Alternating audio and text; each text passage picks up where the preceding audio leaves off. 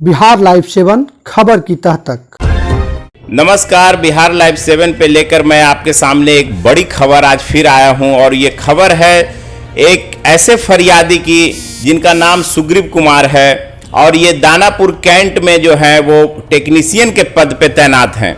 आज ये खुद दर दर की ठोकरें खाने के बाद आज बिहार लाइव 7 के पास अपनी फरियाद लेकर आए हैं। हम सीधे जानते हैं कि आखिर क्या वजह है कि जो इतने दिनों से ये फरियाद कर रहे हैं लेकिन फिर भी इनका कोई फरियाद सुनने वाला नहीं है। सुग्रीव जी, क्या वजह है कि आप इतने दिनों से परेशान चल रहे हैं?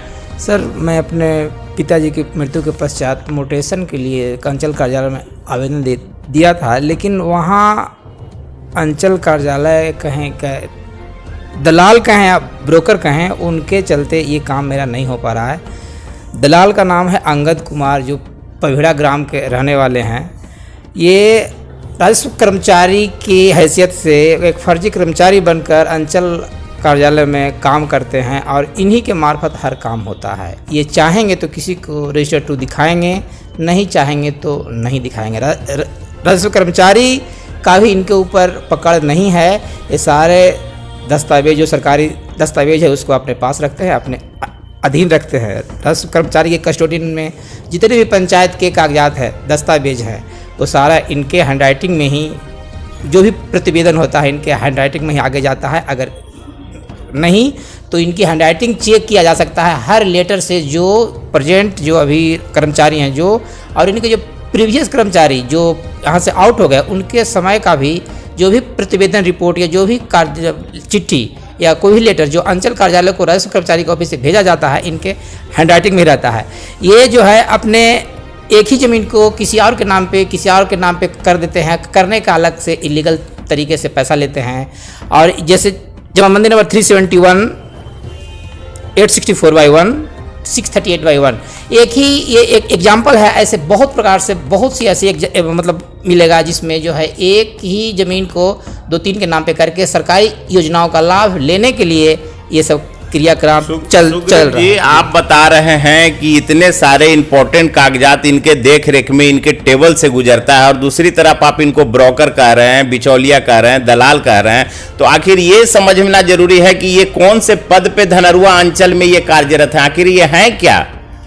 ये बताना तो सरकारी जो वहाँ संरक्षक है, वहाँ के जो ऑफिसर हैं या जो वहाँ के कस्टोडियन है, सीओ साहब जाने या वीडियो साहब जाने, मैं तो नहीं जानता हूँ, मेरा मतलब काम तो नहीं है।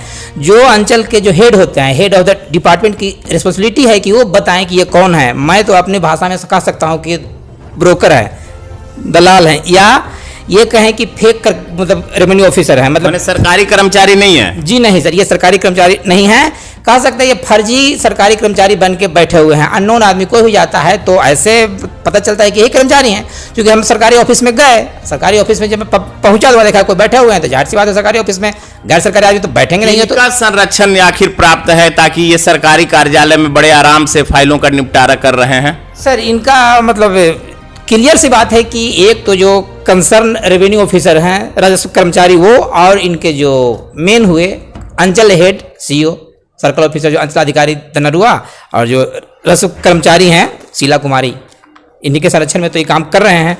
यही नहीं, ये क्या करते हैं कि जब रिपोर्ट किसी चीज़ का होता है तो पैसे की बात होती है, पैसे जिनसे मिल जाता है उनका काम सही होता है, लेकिन जहां नहीं मिलता है वहां ये उल्टा रिपोर्ट भी दे देते हैं। जैसे तो आपको क्या परेशानी कर रहे हैं ये अंचल कार्यालय में? सिंपल एग्जाम्पल मैं देता हूं कि परिमार्जन केस नंबर 20212804037449, ये सीओ ऑफिस के जांच का प्रतिवेदन है। मुझे यह समझ में नहीं आता कि ये जांच का प्रतिवेदन जो राजस्व कर्मचारी का ऑफिस से अंचल कार्यालय को भेजा गया, इसका स्क्रीनशॉट ये अंगद कुमार अपने व्हाट्सएप के स्टेटस पे लगाते हैं।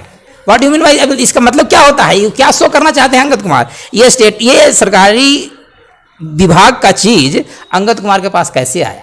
ये दिखाना चाहते हैं अगला को, जिससे पैसा लिए उससे, कि मैंने आपका काम कर दिया, आप मेरा स्टेटस चेक कर। आपको क्या परेशानी ये कर रहे हैं? जी, ये मेरा केस जो मोटेशन का जो केस है उसको रोके हुए है। और एक और बात है, एक और जो मोटेशन का केस है, ये परिमार्जन का केस है 202802037592, इसके जांच प्रतिवेदन का जो रिपोर्ट है रजिस्टर 2 से टोटली डिफर है। रजिस्टर 2 में जो अंकित है, साथ साथ में डीड में भी वही अंकित है। तो आप इसकी शिकायत कहीं कोई वरीय कर्मचारी अधिकारी के मैं पास साहब किए से हैं? मिला था, मैं इनिशियल में सीओ साहब से मिला था। सीओ साहब ने बोला कि आप जो है वो अप्लाई कर दीजिए। जब अप्लाई किए, साथ में डीड लगा दीजिएगा, मैंने डीड भी लगा दिया। Deed and register 2 both are same thing, but जो रिपोर्ट भेजा गया है उसमें कुछ और ही चीज़ है। ये जो अंचल अधिकारी हैं अपने स्तर से जांच करवा सकते हैं। ये जो मैंने केस नंबर बोला 202802037592 2020-21 का एक केस है।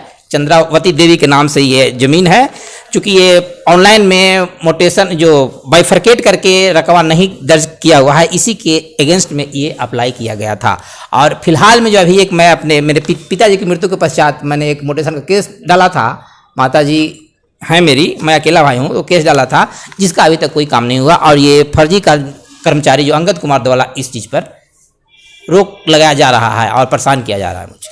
तो ये देख रहे हैं, ये मामला जो है ये पटना जिला का धनरुआ अंचल का पूरा मामला है। और ये बेचारे टेक्नीशियन को आज पिछले में कई महीनों से एक ऐसे फर्जी आदमी के द्वारा पीड़ित किया जा रहा है जो कि किसी भी तरह का कोई कर्मचारी नहीं है, या कह सकते हैं कि वो पूरा तरह से जो है वो अंचल कार्यालय का ब्रोकर है, बिचौलिया है, जिसकी वजह से ये पैसे न देने के एवज में इनको जानबूझकर परेशान किया जा रहा है। अपने स्तर से इन्होंने कई जगह फरियाद लगाया, यहां तक कि मसौढ़ी एसडीओ को फरियाद लगाया, धनरुआ अंचल अधिकारी को फरियाद लगाया, मसौढ़ी जो अभी प्रभार में अंचल अधिकारी हैं उनके पास भी फरियाद लगाया, लेकिन डीसीएलआर के पास भी इन्होंने फरियाद लगाया। अब देखना यह है कि अब बिहार लाइव 7 के पास इन्होंने अपना फरियाद लेकर आया है, तो अब इनको न्याय जो है वो कब तक मिलती है। इतना ही नहीं, धनरुआ अंचल में जिस पर ये आरोप लगा रहे हैं अंगद कुमार, जो कि बिचौलिया है, ब्रोकर है और राजस्व कर्मचारी का एजेंट है, उसके काम करते के कई वीडियो फुटेज हमारे हाथ लगे हैं, जो कि जो बड़े आराम से उसे एक अलग कुर्सी टेबल दे दिया गया है और बड़े आराम से वो